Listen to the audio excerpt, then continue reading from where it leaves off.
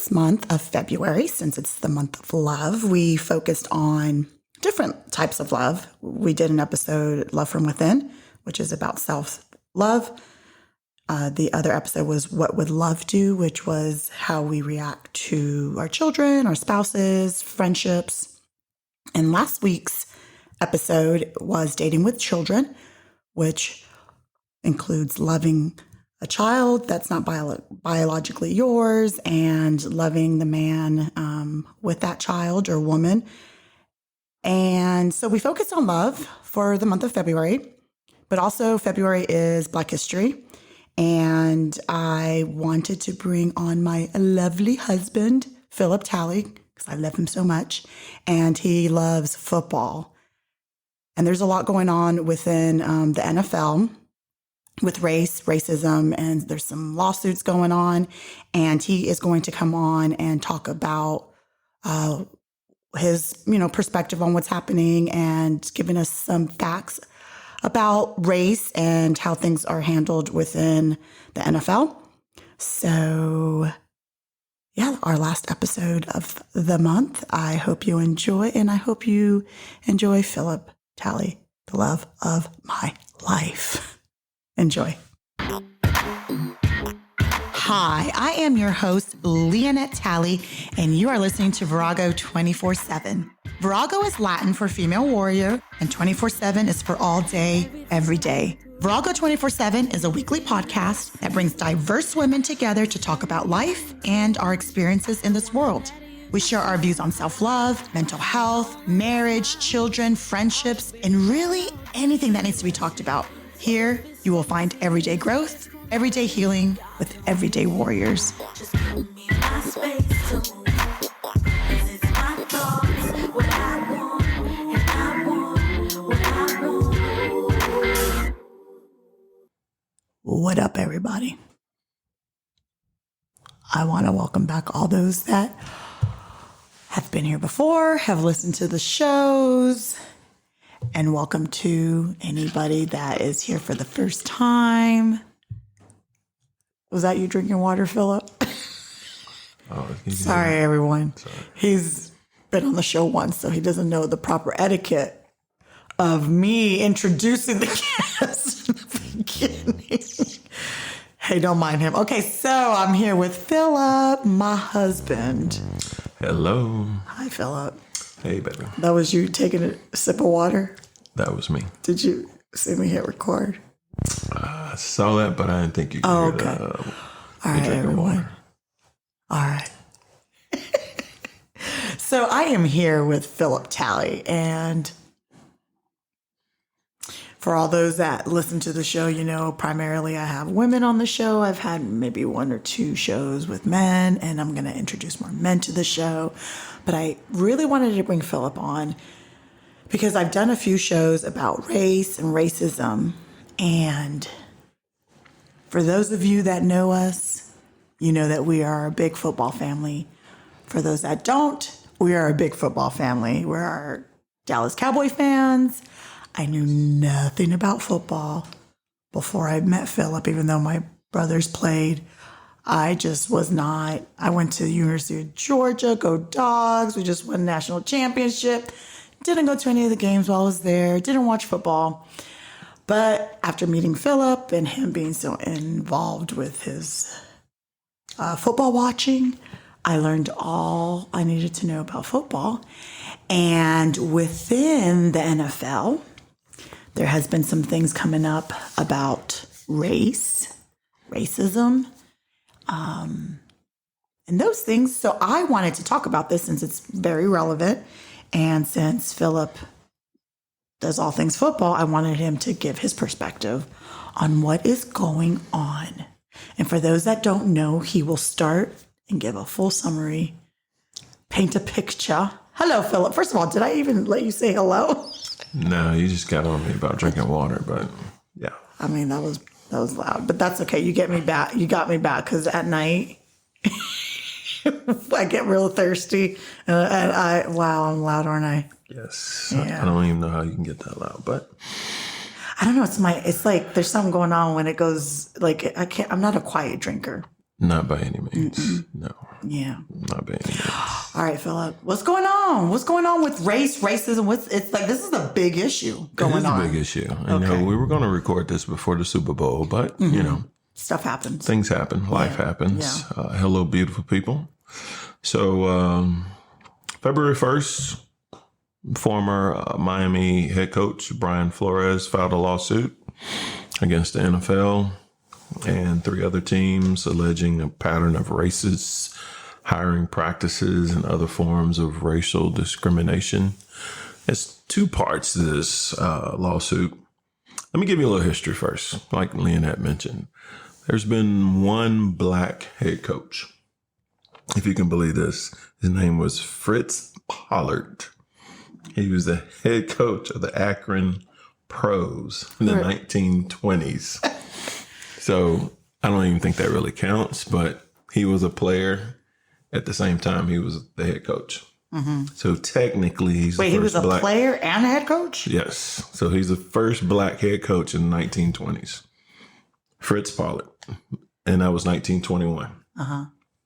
Fast forward, the first black head coach that everyone knows about, maybe. Art Shell became the first black head coach in 1989 for the NFL for the, at the time, Oakland Raiders. And they had never had a head coach since the 1920s. Mm-hmm. So this was the first black head coach in 1989. Well, Brian Flores filed a lawsuit because the thing that the NFL is worried about is 2 issues with the Flores lawsuit. One is the real problem of teams hesitating to hire black head coaches.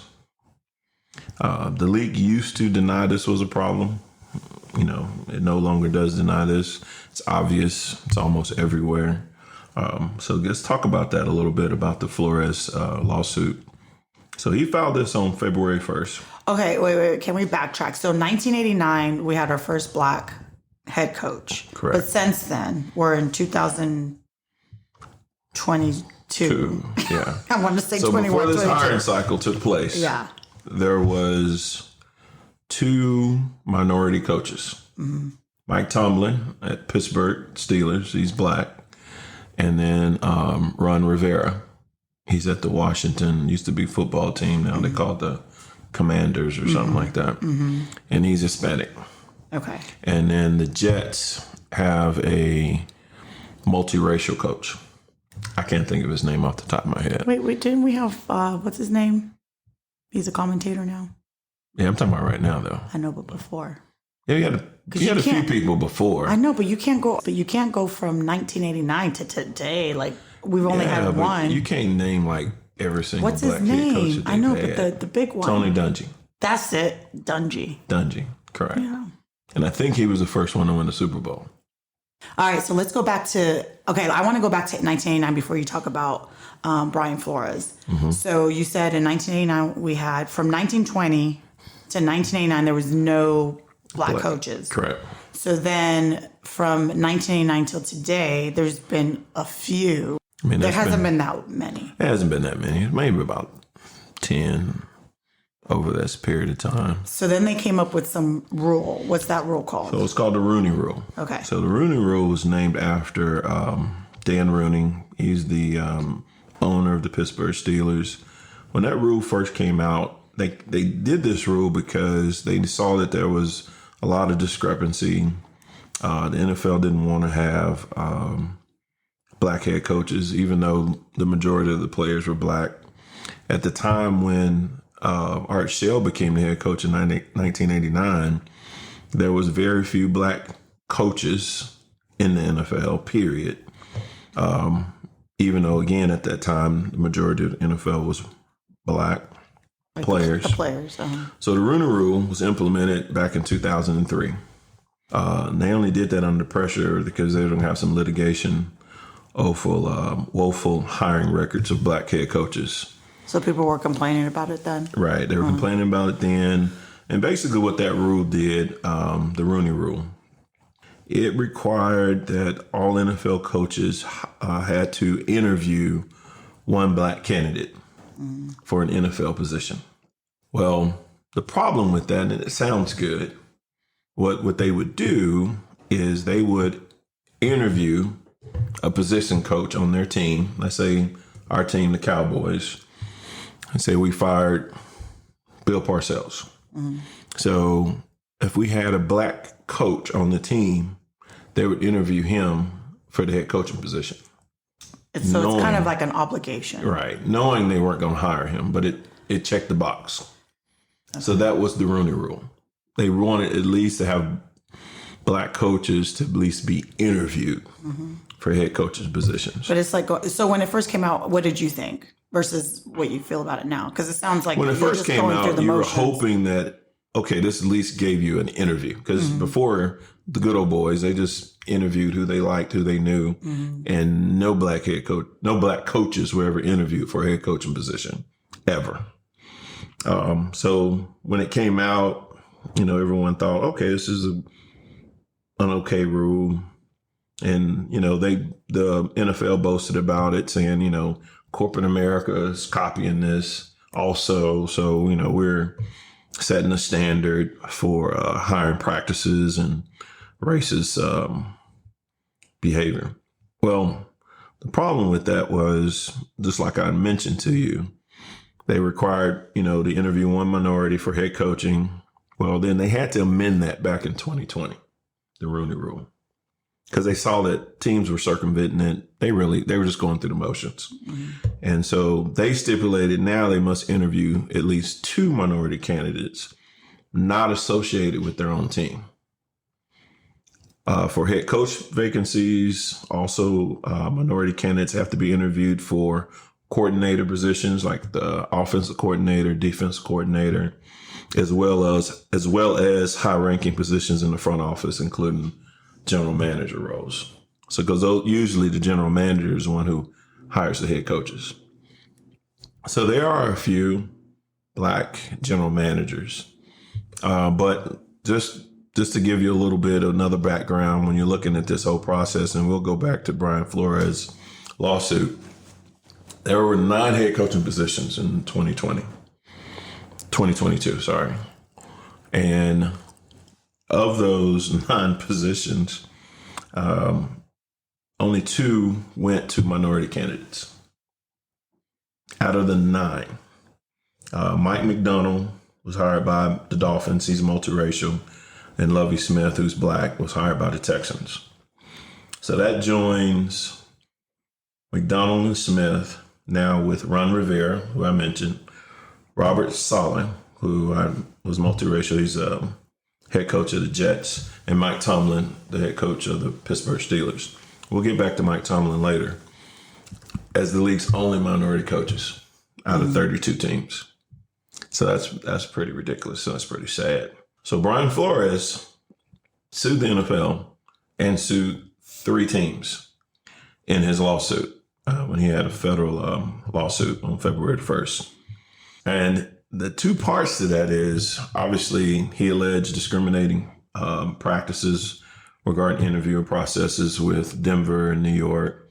And then the second part of this, which the NFL is really concerned about also, is that he allegedly said that the owner of the Miami Dolphins came to him back in 2019 and offered Flores $100,000 for every loss that season. Ooh, is this confirmed like it's true? Well, he brought a lawsuit. Okay. Of course, Stephen Ross, the owner, denied it. Of course, yeah. And then Brian Flores said, "I'm only dealing the truth." Supposedly, he has a recording. Okay. Of Stephen Ross. It hasn't come out yet. Hasn't come out yet because it's still in litigation and all this stuff. So that's really deep. And the NFL is really concerned about that. The NFL actually has launched an investigation already because they're clearly worried about this because they realize it's an issue where you pay to lose. That story makes sense because losing brings high draft picks. So, they want to lose at a point if they're not going to make the playoffs because they get a higher draft pick, they get better players. So, for him to come out and do that lawsuit, he has to have some evidence.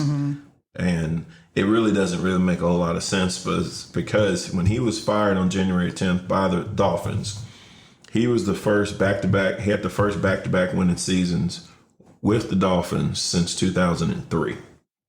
Oh, okay. In 2020, he was 10-6. 2021, he was 9-8, and then they fired him. Mm-hmm.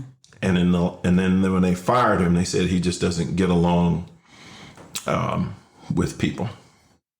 Mm-hmm. And Flores said, "Yeah, I don't get along because he calls them out on their BS, probably. And I'm not gonna." He doesn't back down. Lose. Yeah. So he refused to do that. So back to the lawsuit. He also had the Giants, the New York Giants, on this lawsuit. So let me give you a little timeline with this. So he spoke with the Giants for the head coaching position on January 18th. Brian Flores did. Mm-hmm. January 23rd, they set up an interview for him for January 27th. And they said, all right, you're going to come in officially, not just over the phone. We're going to have a face-to-face interview on January 27th. However, a few hours later, Flores received a series of texts from the Patriots head coach, Bill Belichick, under whom Flores worked for 10 years at New England. Mm-hmm. In those texts, Belichick told Flores he had heard from Buffalo and New York Giants that he was their guy. So Flores is a little confused because he's like, I haven't interviewed yet, so how am I their guy? Yeah. And I don't know where you brought up Buffalo. Mm-hmm. So Flores asked Belichick to kind of clarify and told him, hey, are you meaning to talk to Brian DeBoer? Because my name is Brian Flores. Brian DeBoer, who's also in the running for the Giants job. Belichick acknowledged his error in text and informed him that the Giants wanted DeBoer. Mm. He's sorry, I effed up. Mm-hmm. This is what Belichick said in a text. Understatement, isn't it? He said, I effed up. Mm-hmm. I double-checked and misread the text. I think they're naming Brian DeBoer. I'm sorry about that. Belichick allegedly texts. So this is prior to him going to the interview for the Giants. He went ahead and had the interview with the Giants on the 27th. And obviously he claims that they just did that to satisfy the Rooney Rule, like I just mentioned, because he was the first minority candidate to interview in person, which he said was just a sham. And then a day later, they hired DeBoer as the new head coach of the New York Giants. Now, some may probably say, if they're listening to this, well, maybe he was the better, the man for the job. And what do you say, if people think that this is not a race thing, it's not a race conversation, it's just people, the teams are picking who they feel that are fit for the position and for the job. That's a beautiful question. I love that. Because let's go to my second part of this with Eric Bieniemy. So Eric Bieniemy is the offensive coordinator for the Kansas City Chiefs. And if you don't know who the Kansas City Chiefs is, he was hired back in 2018 to be their offensive coordinator. Since then, they had a player called Patrick Mahomes, who went to... I like to call him Mahomie. My homie. He's my homie. And since he became offensive coordinator, Patrick Mahomes, I was going to say Mahomie, set all kinds of records for touchdowns, yards, and not only did Eric Bieniemy become the offensive coordinator, he took the Chiefs as offensive coordinator to a Super Bowl and won it. The next year they went to the Super Bowl and lost last year to Tampa Bay.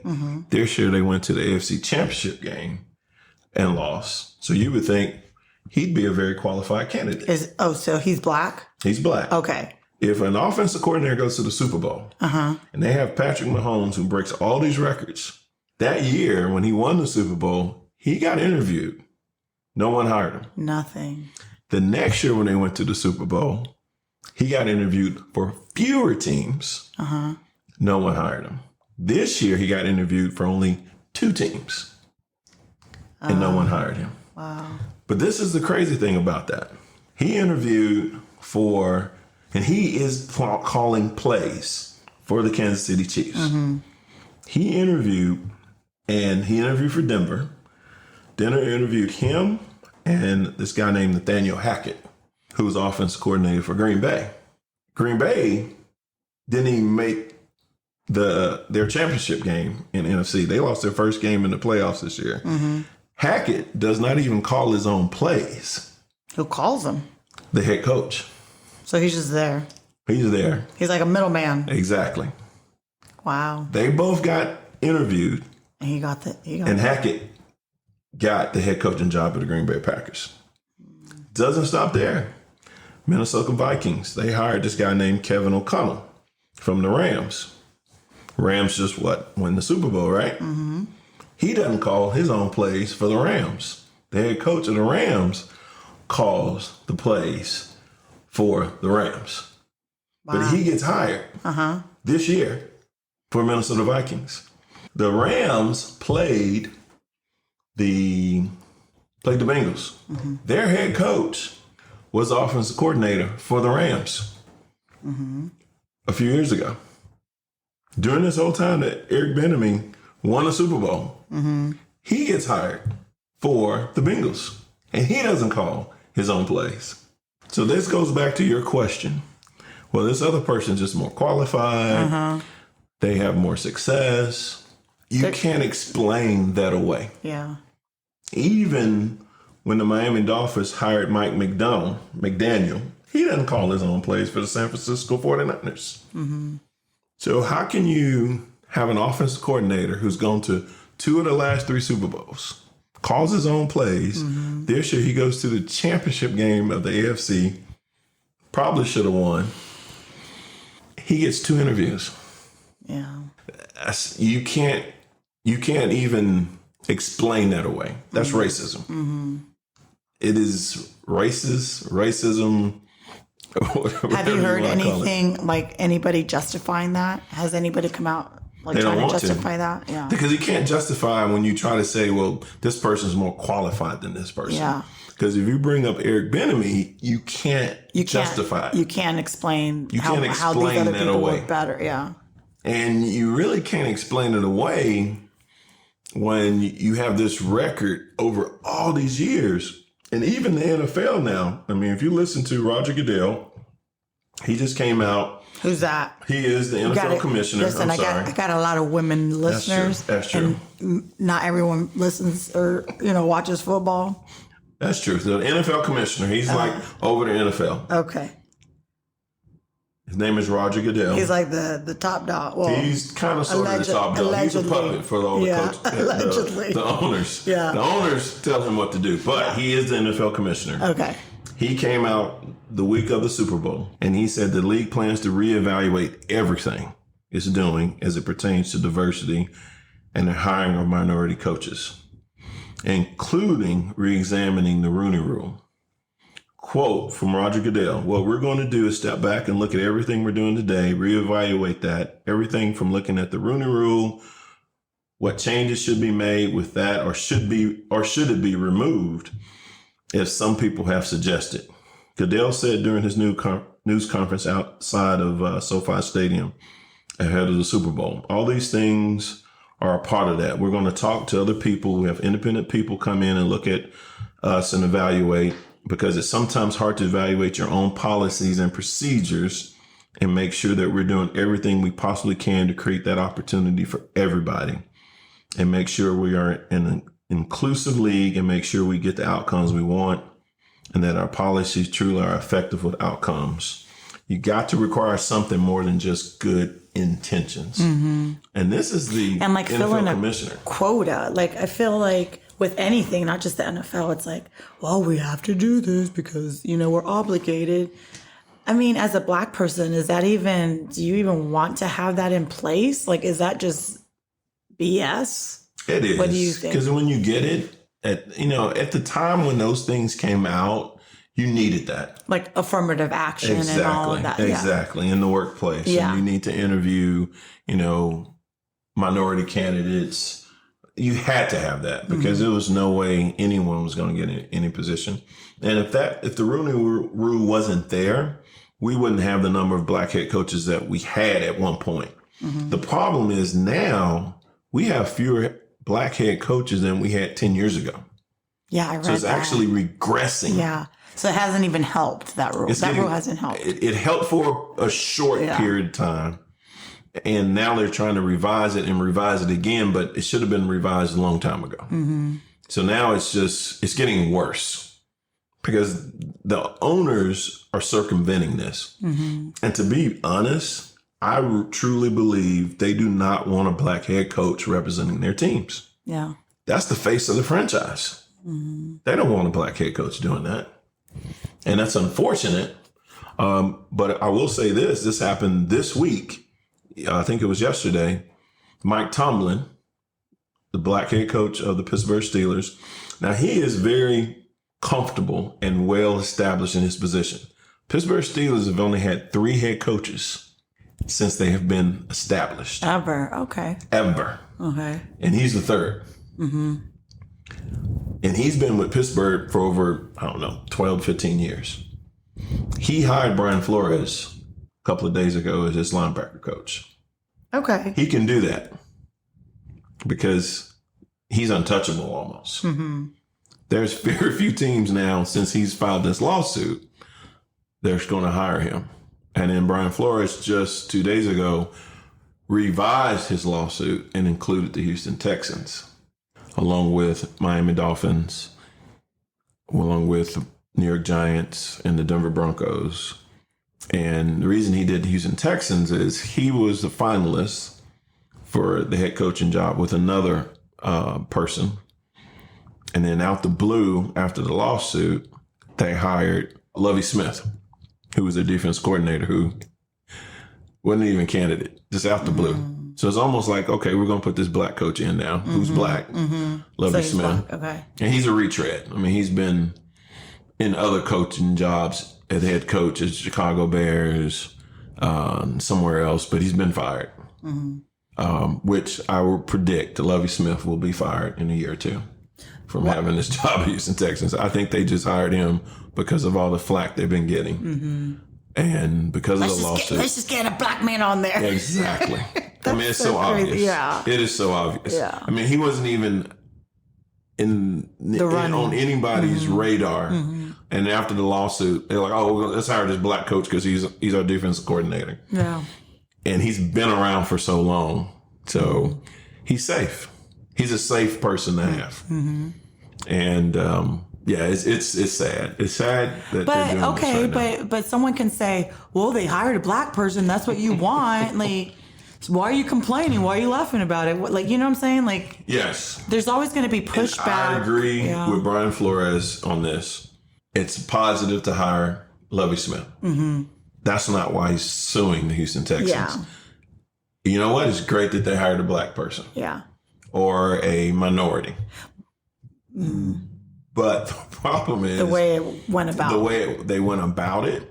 He was never going to be hired if it weren't for... He was never going to be hired because it was between Brian Flores and another gentleman for this job. Everyone knew it. It was all over the news. Yeah. It wasn't a secret. Yeah. It's not like they did this behind closed doors. As soon as the lawsuit came, you knew Brian Flores wasn't going to get in another mm-hmm. job. Mm-hmm. And everyone said that to him. If you do this lawsuit, obviously you've done it now, you're going to be blackballed. You're done, yeah. You're done. But he said, I'd rather have justice than worry about myself. Mm-hmm.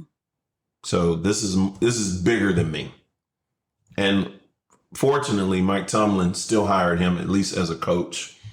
You know, he may never become a head coach because of this lawsuit, but I believe something's going to go down with the Dolphins mm-hmm. because you don't accuse an owner, a billionaire, of going to pay you $100,000 per loss. If you don't have some information on this owner. Yeah. That he probably doesn't know that you have. Yeah. But that's the rumor, is that he has recorded messages from the owner in conversations saying, I'll pay you $100,000 per loss. Mm-hmm. That's a lot of money. Yeah. And the fact that he said no means that he's all about just morals and... Exactly. I mean, I don't know his personal story or anything, but, on the outside, really it looks like... Young man, did all the right things, became the head coach, took over a losing team. Mm-hmm. Obviously, I just told you, they've been losing for forever, the Dolphins. And then he took over, and they have been winning. They haven't had a winning record since, 2003. And then he gets 2 consecutive winning seasons and he gets fired. That's suspicious in itself. Yeah. No team is going to fire a head coach that's winning. Yeah. And you've had a sorry team since 2003. Yeah. So it almost makes his accusation look real, that you're not going to play the game. You're not going to do what I tell you to do. So I don't care if you're winning or not. I'm going to fire you. And that's what I was going to say. I mean, it sounds like just with anything, with this country, the foundation of this country, it's just football. But I think that's a representation of how things work in this country, where if you don't play my game, Right. if you don't play the game of these like rich, I'm going to say it, guys, white owners or just white men in general who are set in their ways, you're not going to win. If you don't play my game, then you're not going to, Not going to advance. And I hate to say it that way. I want to say it a little bit more harsher, but I'm picking and choosing my words. But that's what it is. This is a small example in the grand scheme of this country. Correct. Showing you what it is. You have 32 billionaires. Yeah. White, older men. I think it might be a few women, used to be. The Rams had one at one point. But so the other rumor right now is supposedly the Denver Broncos are for sale. And there's a black billionaire that's trying to buy it. I read that. And I was shocked when I saw who it was, because, he used to be a comedian. Yeah, I read that, and I had never heard of this person before. Media mogul now, and he's a billionaire, and he's one of the people that's trying to buy the Denver Broncos. But, that's something that I think would have to happen in order for things to change, because you have to be the one that makes the final decision to hire someone. Yeah. It's just like in my practice. I'm the owner. I make the final decisions on hiring and firing, but I get to hire who I want. Yeah. And you can easily abuse that. Easily abuse that. And no one can dictate to these owners. Yeah. You're except untouchable. themselves. You're untouchable. Yeah. You have 32 billionaires who own a sporting team. It's a game. And they get to put the face of that franchise, and who makes all these decisions is someone that looks like them. That's who they're comfortable with. Yeah. That's the whole problem with all these things that's come about since COVID. Yeah. You have to deal and talk to people who don't look like you. And sometimes it's uncomfortable if you're not used to that. Right. If you truly want diversity, you can't always just hang around people who are like you. Yeah. It's like Christians. You just can't hang around Christians all the time and say that you're trying to make a change. You got to have non-Christian friends also. Yeah. It just doesn't make sense to just always hang around people that look like you, talk like you, Think like you. You're in a bubble. Yeah. And it's not reality, but it's your reality, unfortunately. And it's different having like players or assistant coaches or, like quote unquote, those like that are like below you, beneath you. It's fine having them around because you can boss them around. But when you have line, you make the decision. Yeah, but when you have like a head coach is more of a prestigious position. He is usually the one who takes the blame for everything. Exactly. Every win, every loss. And that's the face of the franchise. That's the person who makes the decisions about everything, usually. And these billionaire owners, you see it over the years, do not want to hire black head coaches, even ones who are very, very qualified. Yeah. Like Eric Bieniemy, which you can't even explain that away, why you can't hire him. So, it's obvious what's going on.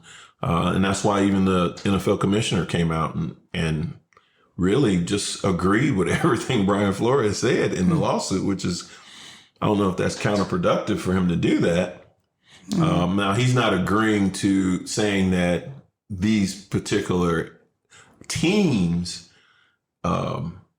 did wrong, but he's saying that the NFL has to do better. Yeah. And they're going to have independent people look at what we do, because it makes no sense for us to kind of govern ourselves, because this is what we've been doing and it doesn't work. Yeah. That's why we revised the Rooney Rule back a few years ago. Obviously, it still doesn't work, because now you have fewer black head coaches, and 57% of the NFL is black players. Yeah. And you have less black coaches in coordinator positions and general manager positions and head coach positions than 57 of the players that play the game. Yeah. The NBA obviously is a lot better than the NFL, but the NFL is so far behind, so far behind. And, you know, anything, there's truth to something. Yeah. That someone comes out. I mean, he may not be 100% factual or right in everything he's saying, but obviously a lot of these things he's saying is correct. I mean, the numbers don't lie. I mean, you can argue away a lot of things, but the math and the numbers are the numbers. Yeah.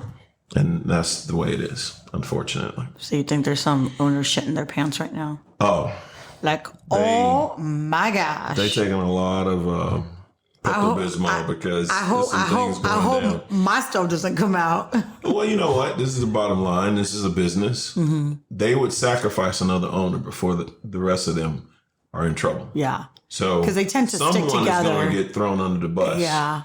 But it won't be the majority of them. If it's not going to be all 32. It'll be one or two. You know, the Miami Dolphins owner. You know, Snyder's been having all these issues with discrimination and lawsuits and all this other craziness. So, yeah, there's a lot of mess going on in the NFL right now. And these billionaires don't want their money messed up, because the NFL makes more money than any pro sport out there. Yeah. So somebody's going to pay for this, and it's not going to be all about politics, money, just playing a game. Everything comes down to money. All of it, yeah. Everything comes down to money. Politics comes down to money. Yeah. You know, who's paying the most, who's going to be the biggest lobbyist. But yeah, back with the NFL and this lawsuit, I'm curious to see how this kind of plays itself out, and see what happens with Brian Flores. I'm glad he got picked up as at least a linebacker coach. At least he's working. And he's still doing his lawsuit. Well, it should be interesting. It will be. I can't wait to see. I can't wait to get back on here. And I mean, I wanted you to, I definitely wanted you to come on, even though, I mean, I like football and all, but I'm not trying to talk about football on a podcast. But, I felt that it was something that we need to talk about when it comes to race in this country. And I always want to talk about things that are happening around us and what, what people are thinking. Yeah. And it has to do with football, but these are human beings. This is like people that we're dealing with. Exactly. Take the game out of it. These are humans trying to better themselves. Well, they're trying to do their job. And, how can you progress if you're being kind of pushed down? You want people to be transparent, and they're not being transparent. Yeah. I mean, they're being transparent by their actions, but they're not being transparent on how they go about this process and being equal opportunists throughout the organizations. There's no diversity. Yeah. When it comes to leadership. Yeah. That's the problem. Yeah, there's diversity on the field, just not in leadership roles. No. And I believe that there are many Black men or women, if they choose to be in leadership roles.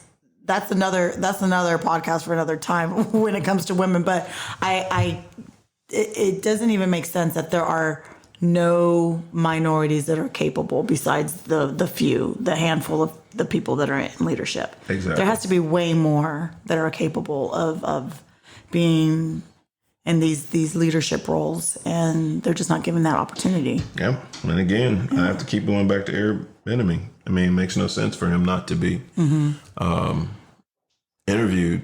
I mean, he gets interviewed, but not being hired. And you have 3 other candidates in the same hiring process who don't even call plays and don't even have the same success. Yeah. And you're just bringing up One person. Yeah, the but example I'm bringing that up you know. recent person. Yeah, but I'm sure there's so to many make other it even stories. more relevant. Exactly. I'm sure there's so many more than him, but he's just the one that just kind of, it's a flashing light saying this Look over is here. not This right. is just one example of many. It makes no sense. Yeah. You can't explain that away. And you've also said there's been a lot of white coaches that they retread. Yeah. They just bring them back. They kind of shuffle them around to different. Shuffle them around. They get hired 3 or 4 times. They keep losing. They keep getting fired. They keep getting rehired. They keep getting fired. They're on 3 or 4 different teams. And they get fired. And they get fired and they get rehired again. I mean, they did that. They did that this cycle. Yeah. I mean, you had 9 positions open. Yeah. And you hired 2 minority candidates. So, and and some of them, 2 or 3 of them, Dennis Allen, Lovie Smith. Lovie Smith was black, but still you're rehiring some of the same people. You don't see anybody new. Yeah. When you hire someone new, you think, oh, it's new, fresh ideas, fresh mind. Oh, that's who we're going to hire. But no, they just keep doing the retreads. But again, that's who they're comfortable with. That's who these owners are comfortable with. They want men that look like them, that are going to be the face of their franchise. Or maybe easier to manipulate too. That's true too. I mean, I'm not saying... you don't want to put them in a position and they're not going to listen to you. I'm not saying that all white men are easy to manipulate. That's not what I meant by that. I'm just saying that maybe since they're like rehiring like the same people, they owe them. They're easier to kind of because they're getting a second, third, fifth, 10th chance to be another be a coach again. And at that point, who knows what they're talking about on that golf course, right? Who knows? I don't play golf, but wheeling and dealing. A lot of wheeling and dealing. But thank you for having me on. I appreciate you educating us. Yeah, I'll be happy to do that anytime. Okay. I would love to hear what your listeners think of this topic, and if they have any questions, any comments, I'd be happy to hear what they like to say. I'm curious too. I'm sure we have some women out there with some passionate opinions about this. Imagine that. Yeah. Imagine that. We're so passionate. So true. Well, I appreciate you coming on, and you'll be on again talking about other things. Yes, we have some other podcasts coming up. Yeah, we do. Just you and I. Don't sing the song. That's okay. That's all right. What song was I going to sing? I know what you're going to do. All right. Listen. Thank you there, lover. I appreciate you having me on. All right. Bye. Bye. We will end with this. As you're shifting, you will begin to realize that you are not the same person you used to be. The things you used to tolerate have become intolerable. When you once remained quiet, you are now speaking your truth. Where you once battled and argued, you are now choosing to remain silent. You are beginning to understand the value of your voice, and there are some situations that no longer deserve your time, energy, and focus. Thank you so much for listening to Virago 24/7. If you haven't done so already, go ahead and hit that subscribe button, and please give us 5-star ratings. Also, don't forget to follow us on Instagram at Virago24_7 and on Facebook at Virago24/7, and just connect with us and share your story. We'd love to hear from you.